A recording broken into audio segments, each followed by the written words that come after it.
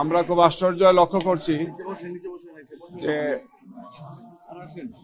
এই গণনা কার্যক্রমের সাথে নির্বাচন কমিশনের যারা জড়িত আছেন, রিটার্নিং অফিসার, সহকারী রিটার্নিং অফিসার এবং ইসির সদস্য যারা আছেন,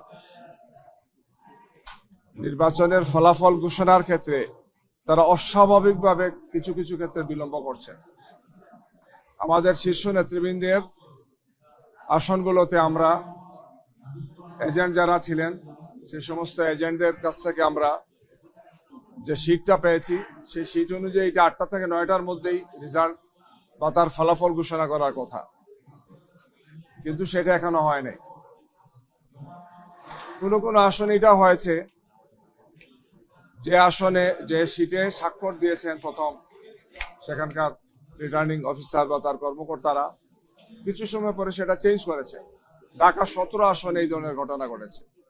কমপক্ষে 8টি সিটে এই ধরনের তারা পরিবর্তন করেছে, ওভাররাইটিং করেছে।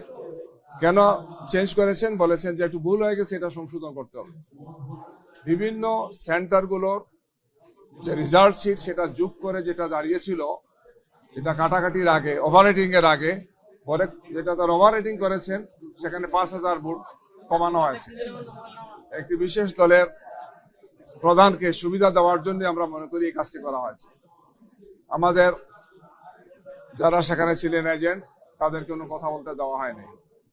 তারা ইতিমধ্যেই প্রেস কনফারেন্স করেছেন, প্রেসের সাথে কথা বলেছেন। আমরা বলেছি যে আপনারা এই ব্যাপারে পদক্ষেপ গ্রহণ করুন। ঢাকার প্রায় সবগুলো আসনে আমাদের যারা আছেন, অর্থাৎ জামাত ইসলামী এবং আমাদের 11 দলীয় নির্বাচনী ঐক্যের সবার রেজাল্টটা দিতে এই ধরনের গড়িমসি করা হচ্ছে। আপনাদের পাশে ঢাকা 15 আমাদের সম্মানিত আমিরে জামাত ডাক্তার শফিকুর রহমান, এই আসনে তিনি নির্বাচন করেছেন, আপনারা জানেন।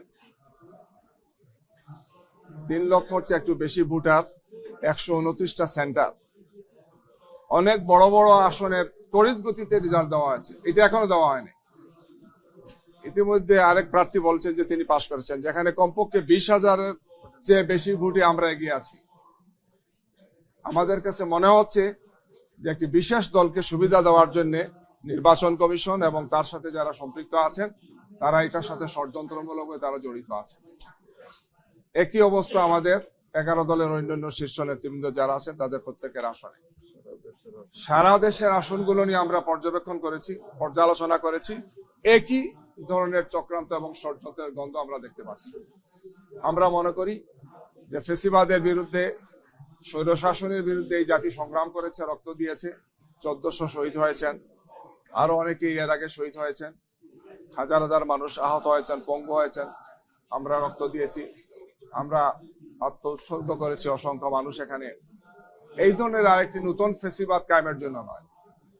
আমরা স্পষ্ট ভাষায় বলতে চাই যে এই যে প্রক্রিয়া তারা করছেন, গণনা করা, রেজাল্ট দেওয়ার ক্ষেত্রে বিভিন্ন ধরনের কলা কৌশল করা, ইচ্ছাকৃতভাবে মনে হচ্ছে যে কোনো একটা বিশেষ উদ্দেশ্য সাধনের জন্য তারা এই কাজটি করছে। আমরা আগেও বলেছি যে আমরা ষড়যন্ত্রের কাছে মাথা নত করবো না।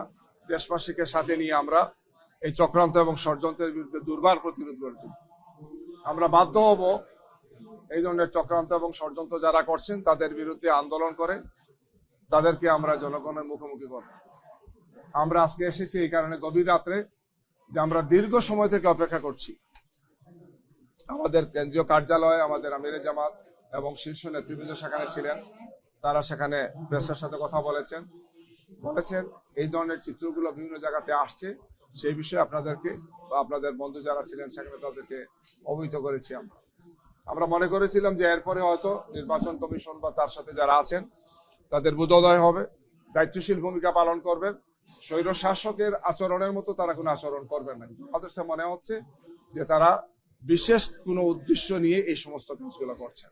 আমরা এখন ইসির যারা আছেন তাদের সাথে কথা বলবো, তাদের বক্তব্য শুনবো এবং আমাদের পক্ষ থেকে পরবর্তী কঠোর কর্মসূচি কি দিতে হয় আমরা সেটা তাদেরকে জানাবো। আমাদের শীর্ষ নেতৃবৃন্দের সাথে আমরা আলোচনা করেছি, আমরা আবারও আলোচনা করব, তাদের সাথে আলোচনা করে পরবর্তীতে আপনাদেরকে জানাবো।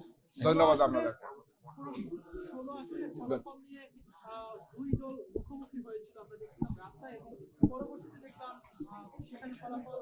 শোনা গেছিল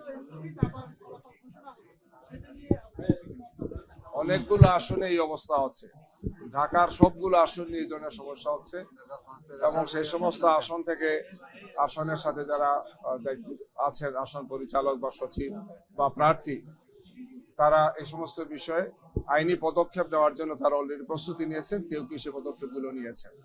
আমাদের কাছে এটা খুবই স্পষ্টত দৃশ্যমান হচ্ছে যে কোনো অবস্থায় এই ধরনের অনাকাঙ্ক্ষিত এবং অপ্রত্যাশিত দেরি করার কোনো কারণ নেই।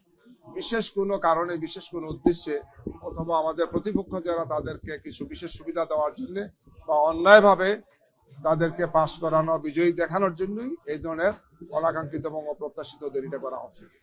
আমরা এই বিষয়ে আপনাদের সহযোগিতা চাই। জনগণের জনগণের মতামতের প্রতি আমাদের সম্মান শ্রদ্ধা সবসময় আছে, কিন্তু জনগণের মতামতকে যদি স্বৈরাচারী কায়দায় অন্যায়ভাবে এইভাবে কেড়ে নেওয়ার অপপ্রয়াস চালানো হয়, তাইলে দেশবাসী সেটা মেনে নেবেন। আমরা দেশবাসীকে সাথে নিয়ে এটাকে প্রতিরোধ করে তুলবো, দেশবাসী এটাকে প্রতিরোধ করবে ইনশাআল্লাহ। জি, আমরা কথা বলছি নির্বাচন কমিশনের সাথে, তাদের ব্যাখ্যা আমরা জানবো। আমরা তাদের সাথে ফোনেও কথা বলেছি, এখন ফিজিক্যালি আসছি, আমরা তাদের বক্তব্য শুনবো এবং এটার ব্যাপারে আমরা কোনো ধরনের কোনো ছাড় দেবো না। আমরা যদি জনগণের এই মতামতকে বা জনগণের দেওয়া এই ভোটাধিকারকে চক্রান্ত এবং ষড়যন্ত্রের মাধ্যমে ম্যানিপুলেশন করার চেষ্টা করা হয়, তাহলে অবশ্যই আমরা আমাদের কর্মসূচি এবং সেটাকে বাস্তবায়নের জন্য যে ধরনের কর্মসূচি দেওয়া সেটা আমরা দেবো। জি,